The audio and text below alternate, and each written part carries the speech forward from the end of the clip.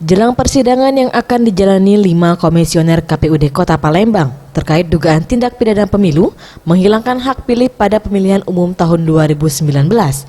Ketua KPUD Palembang Eftiani yang ditemui pada Kamis 4 Juli 2019 menjelaskan, 4 Juli 2019 merupakan hari terakhir ia menjabat dan melaksanakan tugas sebagai komisioner KPUD Palembang.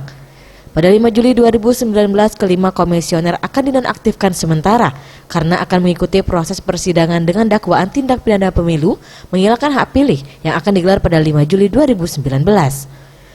Terkait hal tersebut, kelima komisioner KPUD Palembang akan bersikap kooperatif dan mengikuti semua ketentuan yang ada.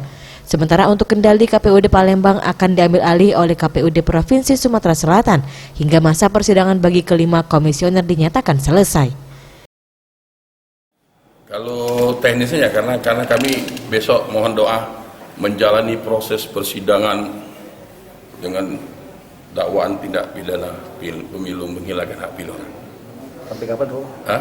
Diambil alih oleh KPU sampai dengan selesainya proses persidangan kami di pengadilan. Tim Liputan Sriwijaya TV.